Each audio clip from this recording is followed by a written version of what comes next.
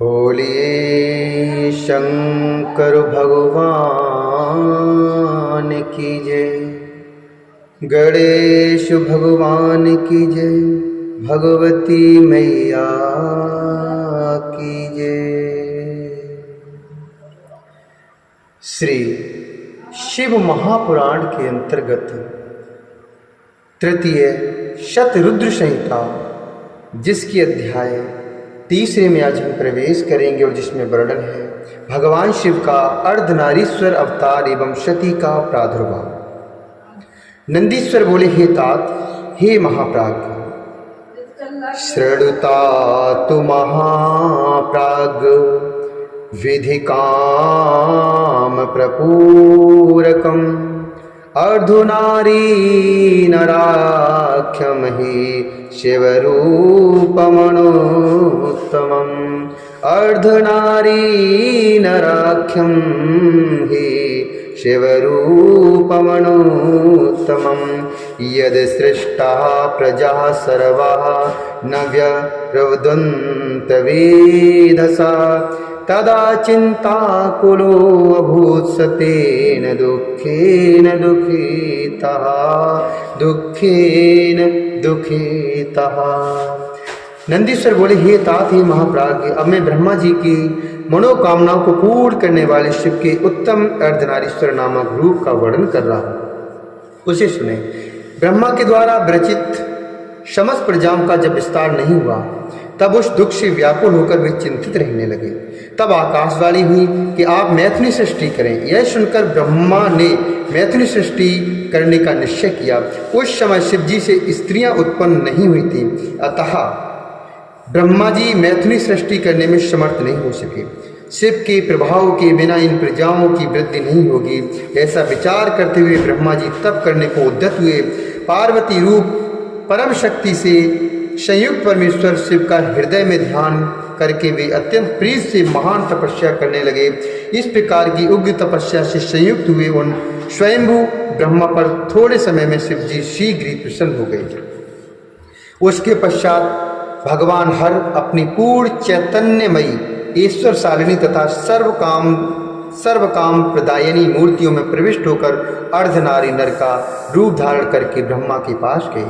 वे ब्रह्मा जी परम शक्ति से संपन्न परमेश्वर को देखकर दंडवत प्रणाम करके हाथ जोड़कर उनकी स्तुति करने लगे। इसके बाद देवादिदेव विश्वकर्ता महेश्वर ने अत्यंत प्रसन्न होकर मेघ के समान गंभीर वाणी में सृष्टि के लिए ब्रह्मा जी से कहा। ईश्वर बोले, हे वत्स, हे महाभाग, वत्स वत्स महाभागो मम पुत्र पितामह ज्ञातुवाण इष्मे सर्वं तत्तत्त्वस्ते मनोरथं तत्तत्त्वस्ते मनोरथं प्रजानामेव वृद्ध्यर्थं तपस्तप्तं त्वयाधुना तपसा तेन तुष्टो वैष्णो ददामि चातवेप्सितम्।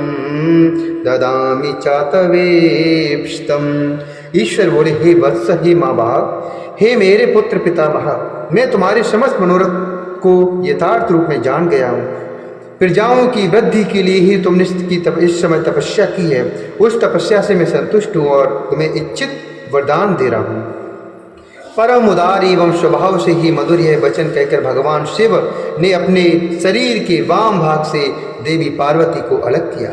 शिव से अलग हुई और पृथक रूप में स्थित उन परम शक्ति को देखकर विनीत भाव से प्रणाम करके ब्रह्मा जी उनसे प्रार्थना करने लगे।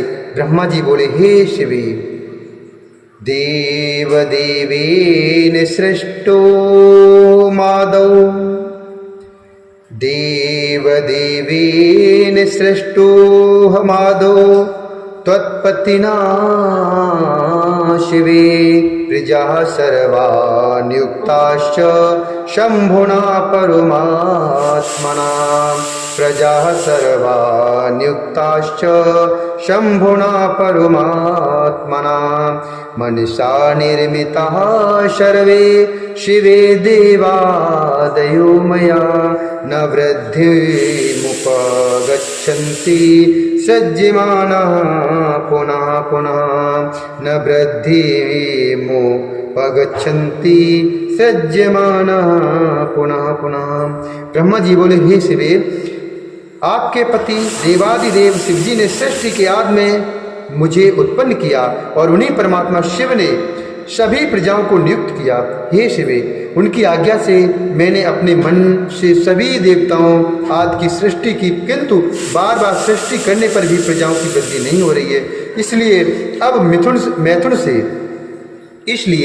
अब मैथुन से होने वाली सृष्टि करके ही मैं अपनी समस्त प्रजाओं की वृद्धि करना चाहता हूँ। आपसे पहले शिव जी के शरीर से स्त्रियों का अविनाशी समुदाय उत्पन्न नहीं हुआ, इसलिए मैं उस नारी कुल की सृष्टि करने में समर्थ रहा। सभी शक्तियाँ आपसे ही उत्पन्न होती हैं, इसलिए मैं परम शक्ति स्वरूपा आप अखिलेश्वरी से प्रार्थना कर रहा हूँ। हे शिवे, हे माता, इस चराचर जगत की वृद्धि के लिए नारी कुल की रचना का सामर्थ्य प्रदान कीजिए। हे शिव प्रिय, मैं आपको नमस्कार करता हूँ। हे वरदेश्वरी, मैं आपसे एक अन्य वर की प्रार्थना करता हूँ। मुझ पर कृपा करके दया करें, मुझे उस वर को प्रदान करें। हे जगन्माता, आपको नमस्कार है। हे सर्वज्ञ, हे अम्बिके, इस चराचर जगत की वृद्धि के लिए आप अपने एक सर्वसमर्थ रूप से मेरे पुत्र दक्ष की कन्या के रूप में अवतरित हो। ब्रह्मा जी द्वारा इस प्रकार याचना करने पर ऐसा ही होगा, यह वचन कहकर देवी परमेश्वरी ने ब्रह्मा को वह शक्ति प्रदान की। इस प्रकार यह स्पष्ट ही है कि भगवान शिव की परम शक्ति वे शिवा देवी विश्वात्मका स्त्री पुरुषात्मका हैं। उन्होंने अपनी भौं के मध्य से अपने ही समान कांति वाले एक दूसरी शक्ति का सृजन किया। उस शक्ति को देखकर देवताओं में श्रेष्ठ कृपा सिंधु लीलाकारी महेश्वर हर हंसते हुए उन जगन माता से कहने लगे। शिव जी बोले, हे देवी परमेष्टि, ब्रह्मा ने तपस्या के द्वारा आपकी आराधना की है, अतः आप प्रसन्न हो जाइए और प्रेम पूर्वक उनके सारे मनोरथों को पूर्ण कीजिए। तब उन देवी ने परमेश्वरी शिव जी की आज्ञा सिरोधार करके ब्रह्मा जी की प्रार्थना के अनुसार दक्ष पुत्री होना स्वीकार कर लिया। हे मुने, इस प्रकार ब्रह्मा को अपार शक्ति प्रदान कर वे शिवा शिव जी के शरीर में प्रविष्ट हो गई और प्रभु शिव भी अंतर्ध्यान हो गए। उसी समय से इस लोक में सृष्टि क्रम में स्त्रियों को भाग प्राप्त हुआ। तब वे ब्रह्मा जी बहुत प्रसन्न हुए और मैथुन सृष्टि होने लगी।